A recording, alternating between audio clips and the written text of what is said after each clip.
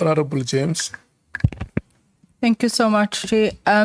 Advocate Mart almost skipped a beat earlier on when I heard you saying that NPA works very well with SAPS. Maybe if you had said, you know, we work fairly well, but the fact that you say you work very well with SAPS, maybe SAPS in the rest of the country and not in South Gauteng.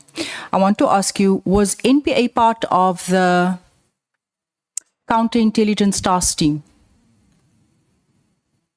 Not that I'm aware of. I don't know. We sit on a number of structures, but whether we're on a counterintelligence structure, I'm not aware that we are. Because I think with all these task teams I'd be surprised if, sorry to interrupt, Honorable James, I would be surprised if we sit on an intelligence structure, but I must confirm that. I'm just asking because we were told by previous witnesses that the composition of these task teams would obviously also have a component of NPA. So they would sort of work hand in glove. So you're saying that NPA was not part of counterintelligence. I'm trying to understand General Mkonazi's allegations that there are loopholes and cases were being struck off the roll. You said earlier on we need to follow the money. I'm trying to follow the money with this. And you said that NPA works well with SAPS. Why was the frustration specifically with counterintelligence that was investigating these drug cartels? Honorable James, I'm not sure what the context of this is, and I'm not aware that we sit on counterintelligence structures. So I need to get that information first before I can understand what the frustration might have been there. But there are so many structures, and when I say we work very well with the police, I mean that they are our closest partner in terms of fighting corruption. And so at different levels, from national through to provincial, district level, local level, there are partnerships and relationships that are critical. They work at different levels of effectiveness, but we generally have good working relationships with the police. It isn't always as effective as we would like it to. So that was the point I was trying to make. But on your counterintelligence, I will have to get information about which structure exactly and whether we sit on that. I want to disagree with you there because I know of dozens of drug-related cases that were struck off the court roll, specifically in the Gauteng area. And I'd actually like to forward you all those dockets because whenever we have these operations, especially in Gauteng, and I'm especially referred to Eldorado Park, we almost have to beg the courts to basically place those cases on the court roll. But I'm going to leave it at that. I'm going to leave it for my questioning. I'm just going to leave it there for now. Well, Chair, if I could quickly respond to that, because it's an important issue that you raise. And if there are dozens of cases that are being withdrawn, we do need it to be brought to our attention. We have now put in place in the NPA, we are asking for reasons from prosecutors for every corruption case that's withdrawn. There must be reasons. And for withdrawal of sexual and gender-based violence matters, we're asking for reasons to be submitted so we can check to see what is going on. But if members find this as a problem, I would urge members to please bring it to my attention so that we could look into these matters and deal with any errant prosecutors or investigators as appropriate. Thank you, Chair. The last person is Honorable Skosan. Thank you, Chair. The list is closed. I've got 3 follow-ups. One, Honorable Brechenbeck asked you about the political interference. What's your view on that, about Advocate Piccoli? I wanted to get your answer clearly. What was your response? My response was that he was suspended by the President, I assume at the recommendation of the Minister. And to that extent, there were politicians involved. I didn't say there was political interference.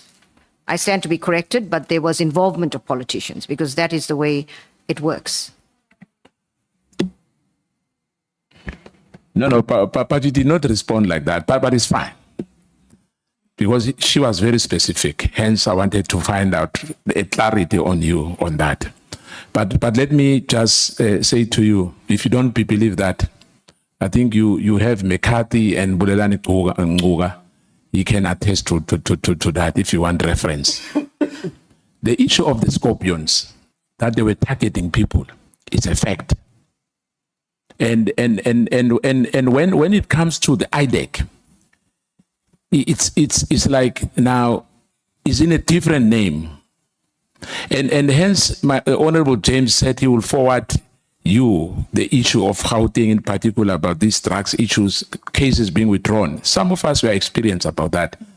We are very experienced about that. I mean, we open cases, your prosecutors decline them. You know, they in other words, there's a smear campaign. Somebody must go to court several times before the matter is withdrawn or the matter is thrown out. Now, by that time, your character is gone. The perception is everything, especially with politicians. What they do, these factions, when they target advocate, like my colleague has said earlier, especially Honorable Mvalo, especially towards the elections, there's an arrest before investigation. They investigate a person after he was arrested.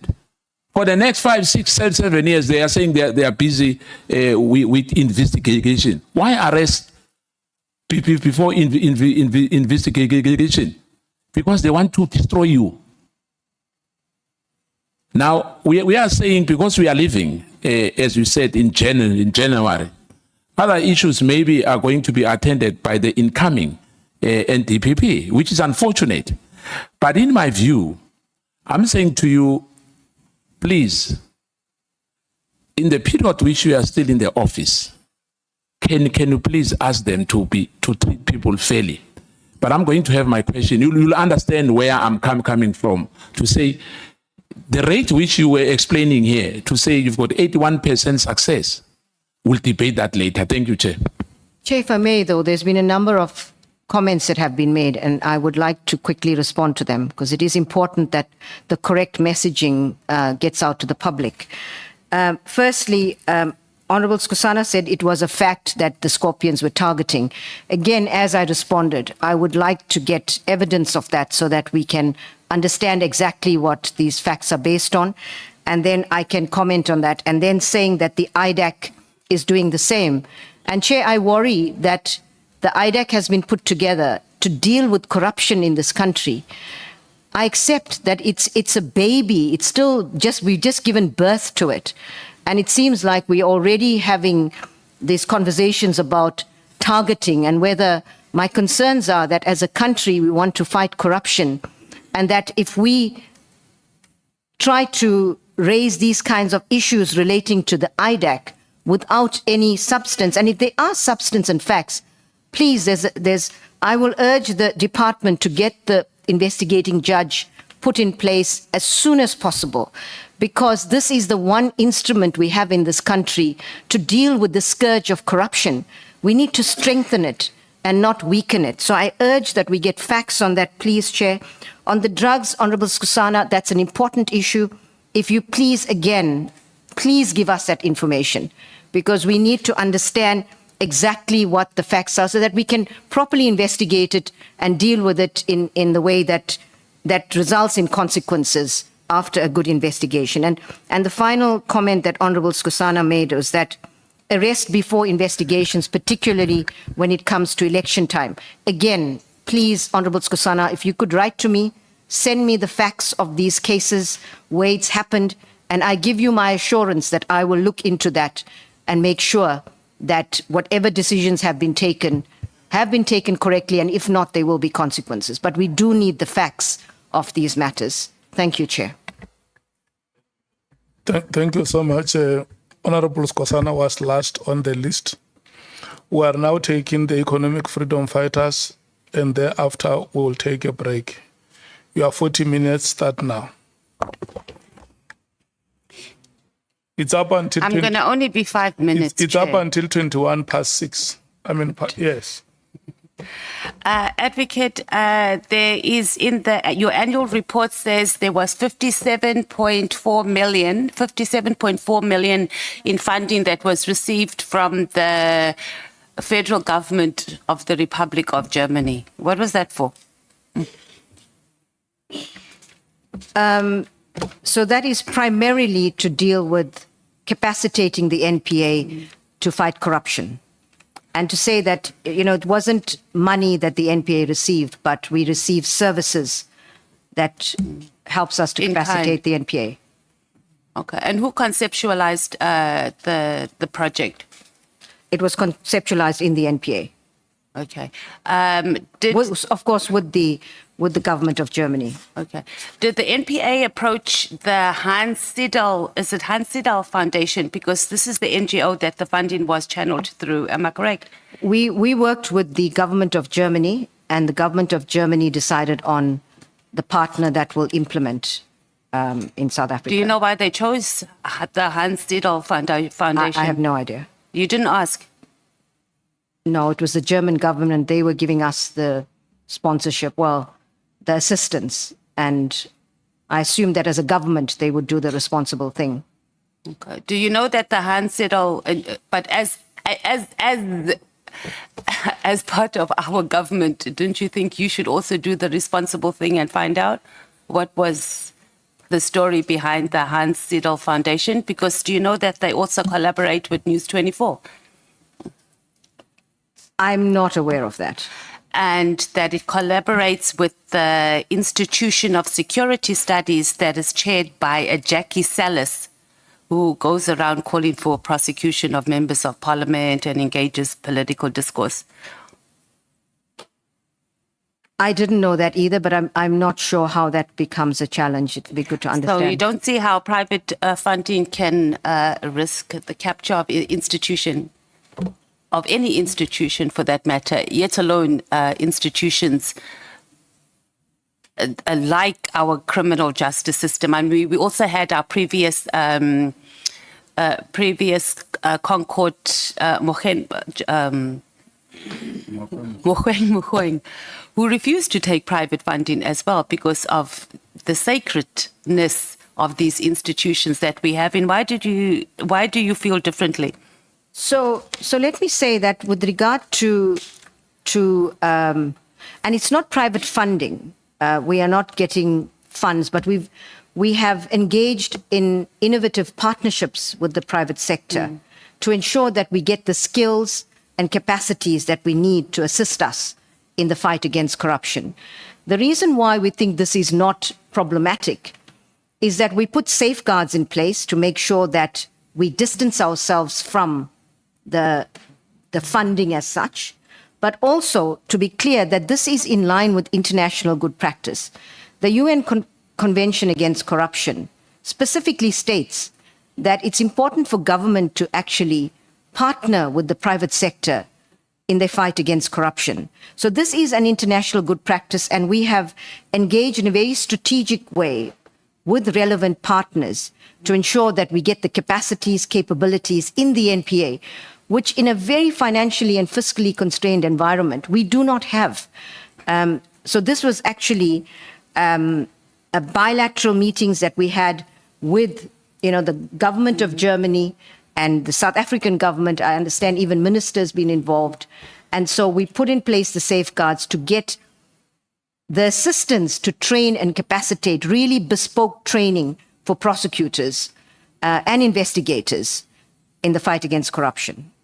So, Advocate Chin, are you alive to the facts on how foreign governments capture countries? And it starts off, sometimes it's not always in the form of money, but exactly that, it's training. They're training prosecutors of our country. So the issue of being trained, being captured by another government, being in such close proximity, you don't see, leave the UN out. I mean, the UN cannot be our standard. And if we look at other issues on how they handle matters in the country, let's talk about what we need here in the country. We've come out of a country that's both been colonized and through the apartheid. We need to stand on our own feet, and we need to manage. The fact that you even say, Advocate, that you didn't see any need to investigate this organization because you figured that Germany would do the right thing is problematic. Honourable Member, I can understand the concern that you could have countries that would try to, in some way, influence things in another country. That's, of course, it's possible. But in this case, we control, it's not like the German government or the implementing partner that they chose are the ones that decide on what training we get. The manuals have been developed completely by South African experts and prosecutors that sat together for days to develop a complete training manual drawing on our expertise. So it's completely something that's in-house. It is something that we control all aspects of with regard to the training. We even train, we get experts here. It's just the support in terms of getting It's money, though. the funded. I understand that it is money, but it's different where people would go to another country and get training that we have no control over. Here we have complete control over what is happening. We want to ensure that our prosecutors have the necessary capacities. And because of the fact that we are in a fiscally constrained environment, we've been innovative in trying to deal with these gaps to ensure that we can fight this fight properly. You also said we don't need any more money, and here we are getting 57.7 million from another foundation that you didn't do any due diligence on. And to even go as far as your disclaimer saying we do our own training, we do our own manuals, etc. here, but you've just said, Advocate, that you don't know anything. You didn't even know that it's linked to this Jackie Sellis. You don't know about the Institution of Security Studies that he chairs, and that's problematic. Thank you. Honourable Member, there's some things about what you said that I know about and other things that I don't know about. So the initial links that you mentioned, yes, I don't know anything about that. But what I do know about is the way we've been working with the government of Germany to ensure that we are able to get the training that we want. And there's other, there are other governments that are supporting other entities in South Africa with things like training. For example, the French government is in a partnership with the SIU to provide training for them. And so I agree, we need to have safeguards to ensure, for example, the things we have put in place. And, my understanding is that the Hans Seidel Foundation has, for decades worked with the German government as a trusted partner. So, I think it's important to understand that their role is an implementing partner for the German government. But we have really, I want to urge, we put in place controls to make sure that we control what happens, and it's not like getting training that's decided on by another government. And then perhaps, Advocate, if we did more to end corruption, we wouldn't have to be begging with Germany and France and other countries to partner with to do very basic services we're supposed to offer our citizens. It's actually shameful, because I don't think any of those countries take any funding from South Africa to do any services over there. And these are just the bare basic services that we're supposed to offer our country, and we are taking funding from foreign governments to do it. It's quite disgraceful. If I might respond to that, please, Honourable Member. Two things. I think in the first instance, I agree with you completely that if we could deal with corruption more effectively in this country, it's not just about taking money from other countries to fight corruption. Africa is almost the beggars of the West when it comes to aid and funding. It should never be the case. Africa is a rich continent. We have enough to pay for everything we need. But we become beggars to the rest of the world because of corruption in our countries. And I agree with you completely. If we're able to deal with corruption, we don't need money from anyone in the world. We'll be able to fund all of this. And just to clarify the point I made about the budget, we have for this, as I said, we have funding for budget for this year, but for the outer years, we are going to need a substantial increase in our budget. Okay. Thank you. And this brings us to the next question on corruption. So the Auditor General reports annually that billions of rands are classified as fruitless and wasteful expenditure. Then there's also irregular, unauthorized expenditure across all government entities. So how many cases has the NPA enrolled for violations of Section 38, 39 and 40 of the Public Finance Management Act? Can we get Honourable Member, I don't have the stats before me. We can certainly get that. Okay, yeah, I'm sure you have a team and we can submit that, because if we can pursue labor-related cases, I think these are when we talk about corruption. And the more we are pursuing corruption cases and this wasteful expenditure cases, I think we're less likely to find that they continue spiraling. I want to talk about the complaints. In your report, you've also, in your statement actually on point 52, you've indicated there were 58 complaints that were lodged against prosecutors between 2019 and 2025. And then you've indicated how many were... The reference? I beg your pardon? I think it is point 52. On my affidavit? Mm-hmm.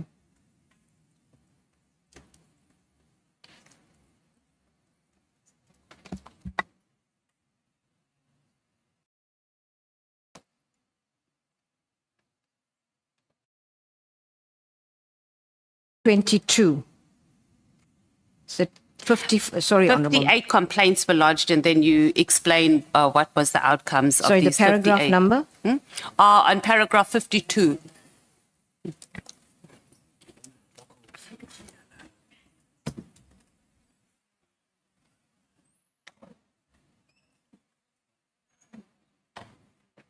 Stop the clock. Have you got it? Yeah. So you've got about 3,500 prosecutors. Am I more or less right? And there's about 280 that are on contract. Across the country, how many prosecutors we have? Across around 3-5, Yeah. yes. So, Advocate, to say that we've only received 58 complaints for such a long time, it's shocking. I'm sure half of South Africa is falling off their chairs or hitting into some car or taxi right now.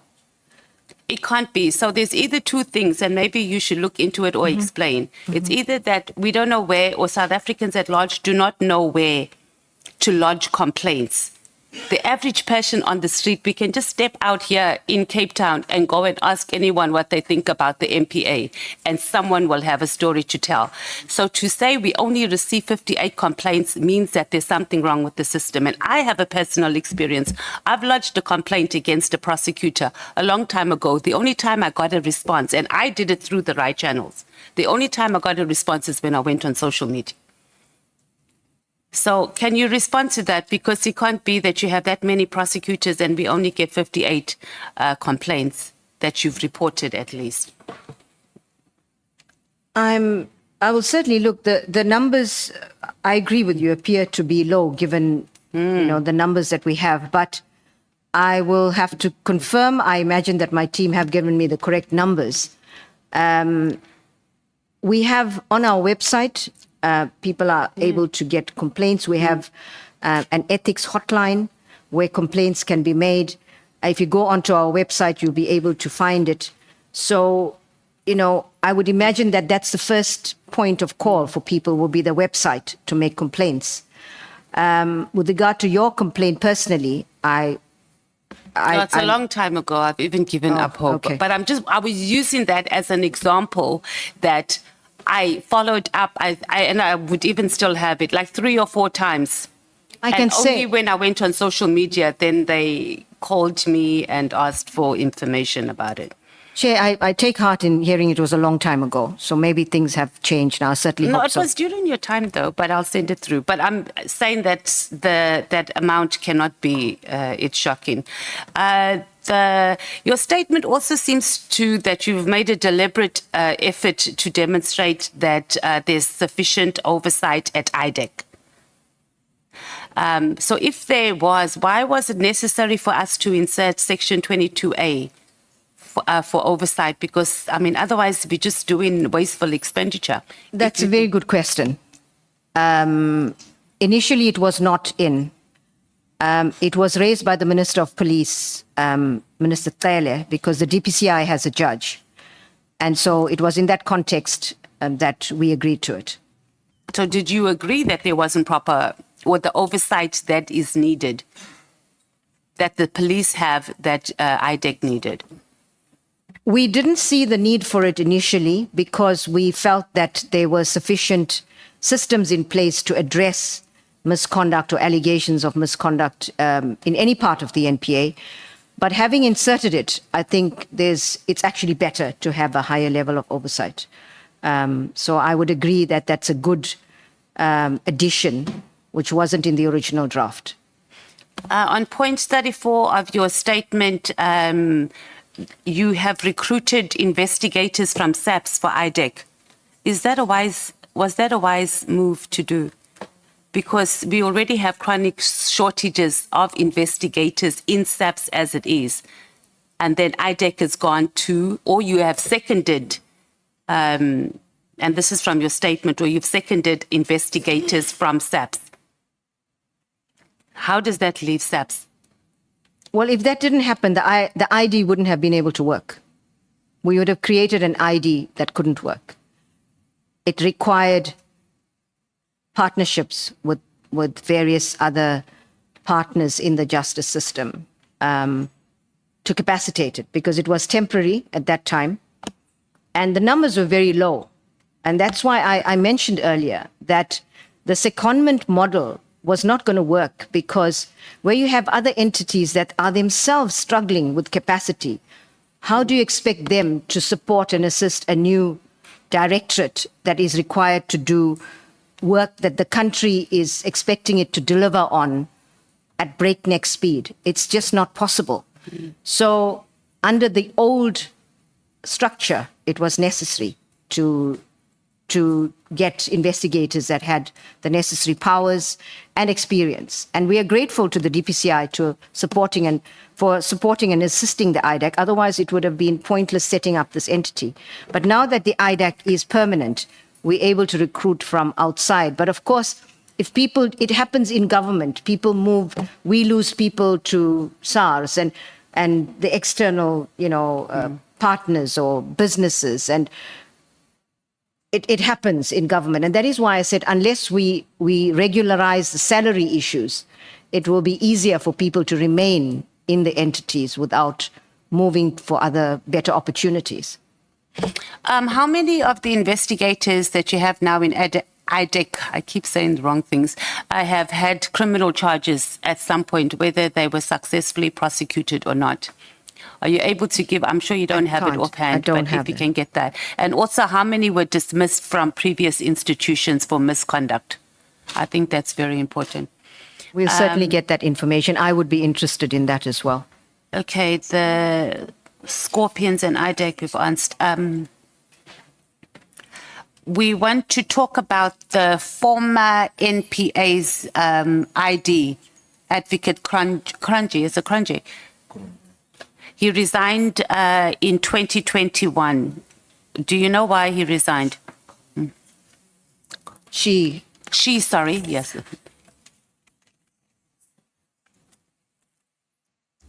I suppose it would be best for her to answer that. But, yeah, I know that, but I'm saying, do you know? I'm not sure what the exact reason was at the end of the day, but I suppose, she had her reasons for deciding it was best to leave the NPA. Are you aware of the reports where she said she was fed up because there was resistance to bring the right people to book? And do you have a comment on that? Do you know about those reports? Because I'm not aware of that report. So you came in, you didn't know anything, you didn't do any investigations on why she would just resign and just be fed up. We're asking for your opinion here. We're not saying that whatever you say is going to be the gospel truth, but what is it that you got from it? I think there were frustrations all around, and Advocate Cronje decided it was best that she left. Do you want to talk about some of the frustrations that she had expressed to you? No. Why? It's her personal reasons, and I think it's best that if she wants to talk about it, it's best that she talks about it herself. Honorable Adams, so you said you just got a high-level briefing from Advocate Johnson regarding the Khumalo arrest, which stemmed from the cases that Honorable Adams opened. Given hindsight, do you think that do you know, or do you think that there should have been an explanation that Honorable Adams should have given to IDEC on why he was not cooperating with SAPS before IDEC started and pursued the case? Because number one, in Advocate Johnson's statement, she said that the case or the report ended up coming to IDEC after Honorable Adams opened 4 cases. The police tried to contact him. He didn't respond. He came and he lodged a complaint with IDEC saying that the cases were missing, etc. So given hindsight, do you think that this is something that IDEC should have pursued? Are you familiar now that everything has happened? We're talking about hindsight, how IDEC should have handled the complaint. I don't think it would have precluded IDAC from continuing with the matter because it falls within its mandate. But it would have been good to know why he was not cooperating with the police. I agree. And have you asked them yet? Because we couldn't get a clear answer. No, I haven't. I wasn't even aware of that. Advocate, there's a lot of things you're not aware of. It feels like we are sitting with Lieutenant General Sabia, who was not sure of a lot of things. Let's talk about Lieutenant General Khumalo. When he was arrested, he was banned from going to his office. And Advocate Johnson said that it was because he was going to interfere, or there was a possibility that he would interfere with witnesses who were at the headquarters. Is that not bizarre? Because I don't even see your best prosecutors, when they're dealing with accused child rapists, asking a magistrate to say the bail condition, this accused child rapist must not go to the community where their child is.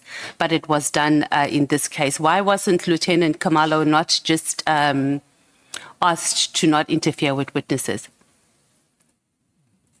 I don't know what the circumstances of this case are, as I explained, and what fears or concerns the IDAC had about the head of an entity being able to influence or interfere with investigations with regard to his subordinates. So given the circumstances of this case, it doesn't appear to be that it was an unusual request, because it appears that the whatever took place in crime intelligence, and this is the head. So a lot of the evidence will be in that office. But so I'm using it in the same sense of, you don't do that. We have child rapists, family members. You don't get prosecutors doing that and saying that, and you're doing it in a labor-related case. And he wasn't banned from work either. So that's another thing. He was just banned from headquarters. So it's not like he wasn't able to access whatever information. So what Advocate Johnson said was that he was going to interfere with witnesses, not about him accessing information. That's my understanding. And with all due respect, we do object to bail in cases with regard to the type that you mentioned, where you have rapists, etc. We object. We do that all the time. And a number of them in those cases are in fact kept in custody, but there may be cases where they are released on bail. A lot, Advocate, but we won't go into it. So on this case also, you don't know, on this issue about the bail condition and them banning him from his place of employment. You're not sure also about this and whether it was not reaching. All I'm saying is that I don't have the facts upon which the IDAC decided.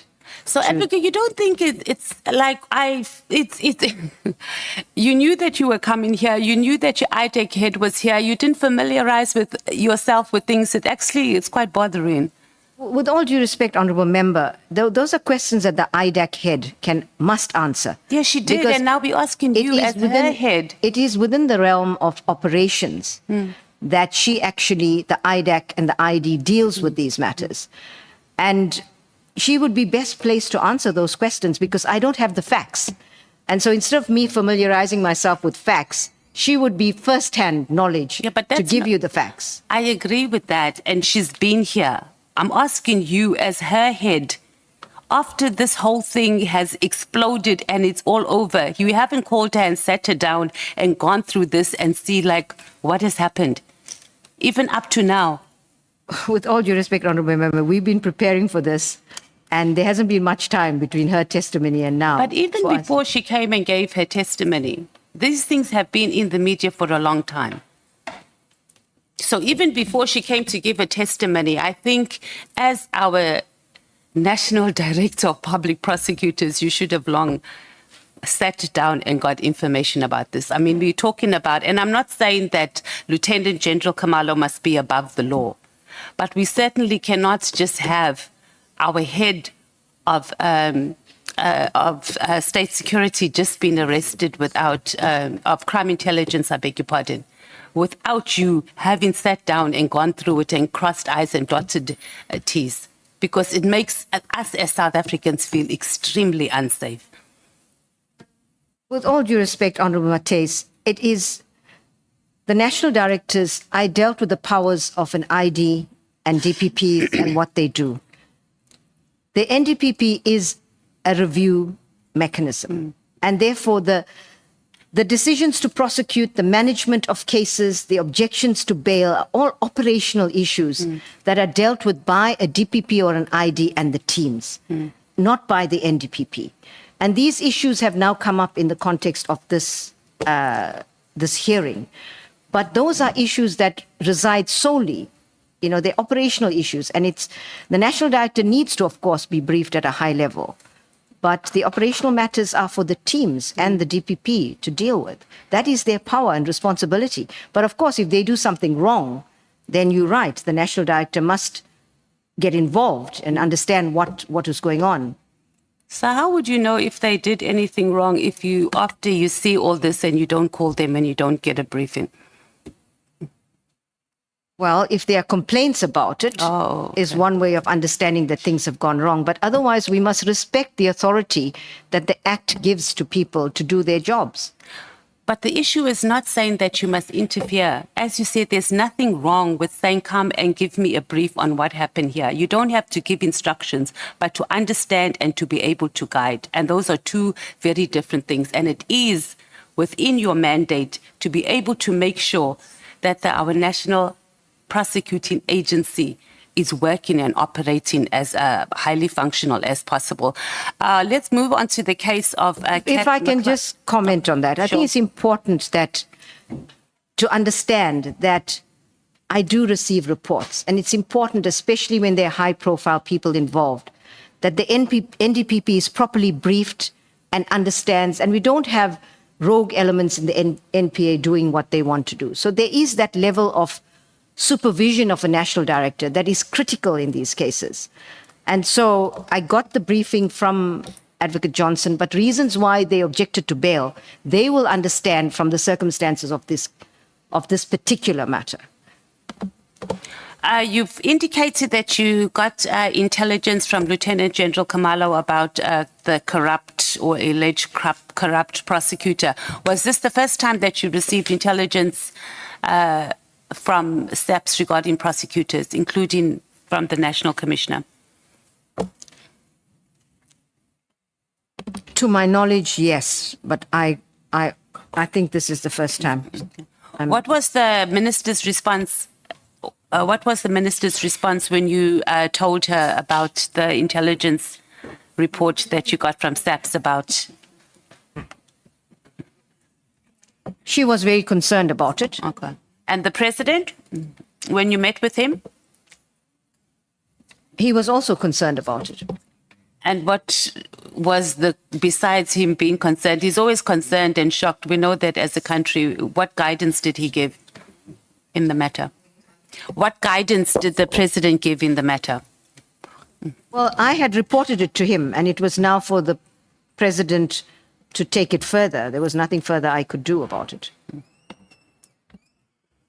Brian Pariachi, Advocate Johnson said that he was in his position before she got into office. Do you know anything about his appointment? Apparently, he was headhunted to join. Yeah, he was IDEC. appointed when Advocate Cronje was the ID. He was appointed when who, sorry?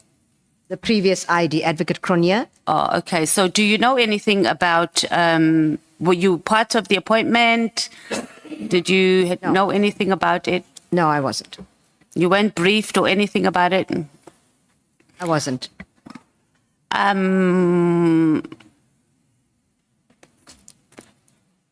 You wrote to the president, I think this point has been, or this question has been asked a few times about Advocate Chakwe. I just wanted to know whether he was involved in any bail matters concerning Mr. Molefe. Do you know, or can you check? I'm not aware. Will you be able to check and come back to us?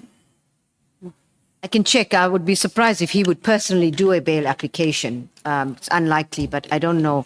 As the DPP, he has a role to play. But you'll be able to see if there's a pattern, if it's the same, because these are things I would have thought should have been done by now, given how these matters have been circulated so much. And then, well, I guess the same applies to Makhlala as well. If you can also just find out if there's a pattern, because a lot of his cases were also withdrawn. So just to see if We've looked into that, and I have a list of all the cases that were withdrawn. We are calling for the dockets. The police have sent some dockets. They're looking for others. And we are checking to see whether there's a pattern, who was involved, what were the reasons for the withdrawals, etc. Okay. So that work is underway. Okay, so are we able to be furnished with that? I would have thought our evidence leaders would have asked those questions as well. Sorry, I didn't hear the last part. I'm saying, are we able to get a copy of that, of all the cases I don't that see. were withdrawn regarding... I don't see why not. Okay, thank you.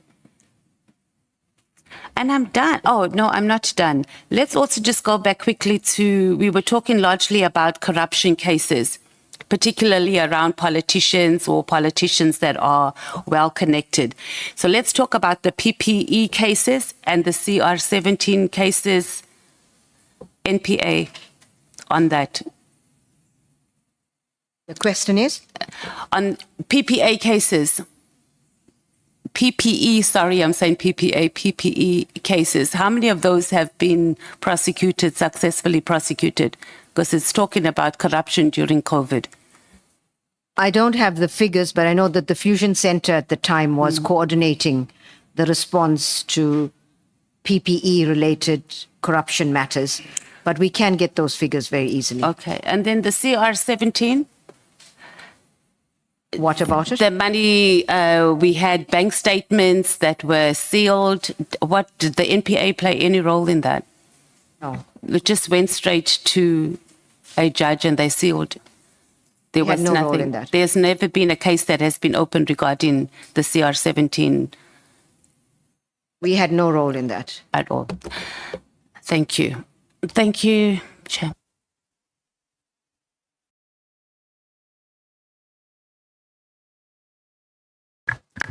Can I check, honorable members, if you want to ask follow-up questions? Honorable Nomvalo, Honorable Shongwe, the list, okay, Honorable Skosana, the list is closed. No, thank you, Chair. Chair, I just want to raise my discontent on the observation that I've made. I think we're having a stagnant interview with the NDPP because earlier when I was speaking to her, I had put to her the powers that she has to supervise IDEC and the DPPs. Ultimately, we agreed and she undertook to improve in future. That is where we left it. Now, when Honorable Mateis asked her about what she did after she learned about what happened in IDEC, she says she goes back to the same position that she was in to say, no, that is an IDEC issue. I can't intervene. You must let people do their work. So really, I'm very disappointed because I thought we were getting somewhere with the NDPP. Now, the question is, NDPP, is IDEC an entity falling under the NPA? Yes, Do you have a responsibility to supervise it? I do, within the context of the law. How often do they submit reports to you? I get monthly reports from the IDAC. You get monthly report. Do you agree with me if I say, notwithstanding monthly reports that they submit to you, you also have a statutory responsibility to summon any report regarding any prosecution and any case that you deem necessary at that time? The statutes, the NPA Act gives you that power. You're correct. Thank you very much, Chair. Honorable Shonga. Thank you, Chair. Chair, I want to ask about this regarding the matter of this funding. You see, Chair, it is known that throughout the world, intelligence agencies usually channel funds through this organization. They never fund an individual or government directly. They fund through these agencies. The crux of the matter is that this foundation channels funds on behalf of chairmen, which are hostile on our system. So I beg to understand, accepting such fund, where is it helping us? And if I may ask, is this German fund that you guys are talking about, did they fund the CR17 campaign? And just one last question, why is Maumela not arrested, even Namansh? Thank you, Chair. On the first question, I explained when I was asked about the very bespoke training that we are putting together, where modules have been developed for prosecutors to really strengthen their ability to prosecute complex corruption cases. So this is helping us in that regard. And it's also about sharing and learning best practices from other parts of the world, so that we can also improve by taking on some of those practices. On the CR17 campaign, I don't know. I don't have that information. And on Maumela, once the police have investigated that matter properly, I don't know at what stage of the investigation it is. I have no information about it. But no doubt the prosecutors are working with the police and on this big matter. And when the evidence meets the standard, I'm sure they will do what is required of them.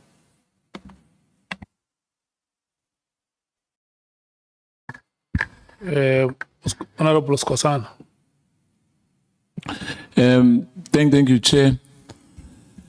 Advocate, I'm disappointed as well, like my other colleague.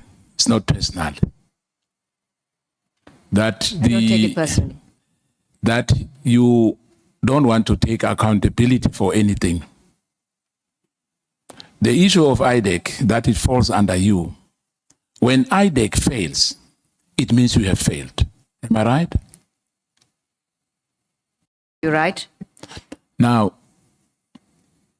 the issue of funding, I wanted to make that follow up.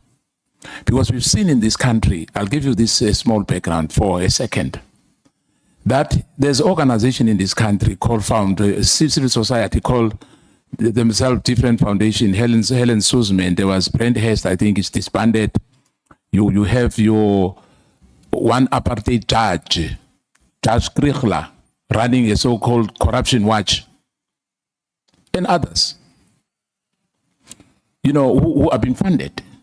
Now, if NPA, besides the issue of Steinhoff, because I think NPA explained about that the money went to DPCI, that 80 million of Steinhoff. And I'm not sure whether we were told the truth there as well. But be that as it may, are you not worried? And if I may ask, perhaps for us to be quick on this one. how much have you received, or NPA have received so far in terms of funding? And which organization, in terms of names, who funded, if there's any, who has funded NPA? NPA does not receive any funding at all. I want to be very clear about that. NPA does not receive any money, but we receive services. And these are disclosed in our annual report. We're very transparent about this. Yeah, but let me say this to you. Service, there's value on service. There's nothing for free. I mean, a person might want favors, like what Judge Mhueng, the former Chief Justice, said, that there's no free lunch. And I'm saying, I can say I'm volunteering, but volunteering, at the end of the day, there's value for money in that. You know, you might not quantify it now and say X amount of money, you know, these people have spent so much. Staying off was very clear that we are putting 30 million rand for you to give Price Waterhouse for forensic investigation. But with you, what we are saying now, I'm not disputing that, but I'm saying in the high side, don't you think that indeed as well, the state must be able to cater for its own citizens. Citizens are paying tax in this country. You know, I know funding, because remember, advocate, that one day you'll be funded by drug dealers. They say, no, we are offering a service. We're not giving you money. We'll send X, you know, we've got a professional, we've got advocate so-and-so, we've got a professor so-and-so, we've got doctor so-and-so. They want to come and help NPA. But those people who have been seconded to you have been funded by drug cartels. Thank you, Chair. Chair, I should say that we are not oblivious to the fact that we must make sure that there are safeguards to ensure that there's no such thing as any form of capture. The NPA must do its job without fear, favor, or prejudice.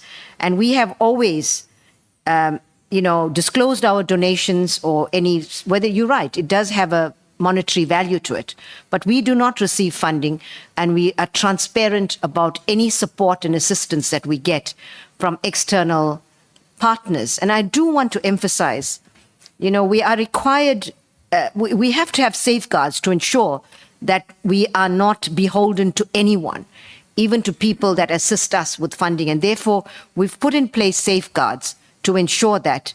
And in a financially and fiscally constrained environment, we need to ensure that we have all the skills, capacities, and we try to be innovative about how we do it so that we can deliver to the people of this country. And your last point, I agree with you 200%. The state must be able to fund and pay for all our services. And if we don't have the levels of corruption in this country where people are stealing blind from the people of this country, we shouldn't have to go to anybody for any support. Honorable Malema. No, thanks, Chair. I was not going to ask any question, but I've got a big problem where you earlier said you don't need money, you are sorted. Maybe in the future, yes, you'll need money. And then you go and take money in kind from the Germans. That is a huge contradiction. Because if there was a need for any kind of training to be provided by NPA, you would have budgeted for that to avoid getting money from foundations that you have not even vetted. It must be, and the most embarrassing thing, I don't know why you're doing this to us. Maybe I was saying to one of my colleagues here, you are really answering like a person who's going on retirement. It's like you don't care. You don't care what happens. How do you come here and you say you don't know who gave you 50-something million? You have not researched them? What if these people are checked by Ket Matlala? And you're going to hear it for the first time sitting here, that you're actually receiving money in kind that goes through a foundation that is chaired by Pet Matlala. And then you say, I don't know. I don't know that. For an institution like NPA, you ought to take very serious who becomes your partner, both in monetary terms and even in kind. We were sitting here, we had evidence of Matala being solicited to finance a presidential campaign of one of the ministers. And therefore, it can't be far that NPA can also be captured by the same people. So I'm really saying, advocate, you have done a disservice to us. You tell us you don't need money. You are rocking. You are cruising nicely. You can try next year. Maybe other years. This year we're fine. Then you come, you say you're taking donations in kind from the chairmans. And you keep on saying to us, we're not receiving any funding, as if we don't know the difference between donation in kinds and donation in money. It doesn't matter whatever form it takes. It has got monetary value, and you have accepted it after you said to us, you don't need money. To an extent that Advocate Bredenbach said, oh, we shouldn't fight for you in the Justice Department for more money. Because it should be it's something that we pride ourselves with, that we don't take money from foreign countries for the sake of our own sovereignty as a state, especially an institution like NPA. The last point I want to make again, Advocate, you say, we ask you about Mauman. It's such a huge case. Actually, we must be embarrassed that cars are taken, houses are paraded and all of that. There's no criminal case. And then we ask you, when are you coming for Mauman? You say, when police are ready. That is a pure, completely pure than white corruption case of a hospital called Tembisa. Why should we be told about police when IDEC deals with those matters? It is IDEC that should have actually even developed an interest on its own that this is too huge to be left. These are the kind of cases we want. As a head of NPA that IDEC falls under, surely you should have developed an interest and said to IDEC, 680 million gone to skinny jeans, a hospital ordering skinny jeans, and a head of NPA, it doesn't matter, head of IDEC. You are the corruption buster yourself because all of them fall under you. You should be able to say, come here. What happened with this case of people buying patients skinny jeans? Because when we go to hospitals, we normally get those gowns which are open at the back. What does a patient do with a skinny jean? That should have been an issue of interest for a corruption buster. We asking you, what are you doing up? We say, no, when police are ready, when it's ripe, then it will come to us and all of that. That's not a matter to be left to police. That's a typical example of cases that IDEC should be dealing with, not human resource. We have a case here, big case of human resource, that a CV does not have an address or something like that. It's a criminal case.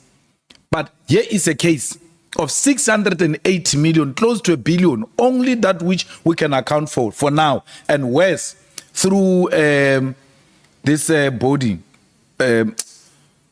not asset forfeiture unit, the one of Kaiser Khanyawa and them.